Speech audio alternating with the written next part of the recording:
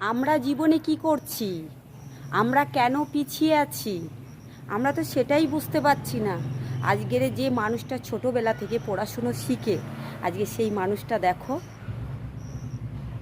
কোথায় এসে দাঁড়িয়ে গেল।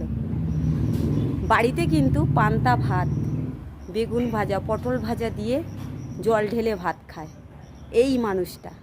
আর এই মানুষটা আজকের কোথায় দাঁড়িয়েছে দেখেছো? তাই নিজেদের মনে শক্তি রাখো আর এগিয়ে চলো। কেউ কিন্তু হাল ছাড়বে না, এই মানুষটার মতন এগিয়ে চলো। আমরা জীবনে কি করছি? আমরা কেন পিছিয়ে আছি? আমরা তো সেটাই বুঝতে পারছি না। আজকের যে মানুষটা ছোটোবেলা থেকে পড়াশুনো শিখে আজকে সেই মানুষটা দেখো কোথায় এসে দাঁড়িয়ে গেল। বাড়িতে কিন্তু পান্তা ভাত, বেগুন ভাজা, পটল ভাজা দিয়ে জল ঢেলে ভাত খায় এই মানুষটা। আর এই মানুষটা আজকের কোথায় দাঁড়িয়েছে দেখেছো? তাই নিজেদের মনে শক্তি রাখো আর এগিয়ে চলো। কেউ কিন্তু হাল ছাড়বে না, এই মানুষটার মতন এগিয়ে চলো।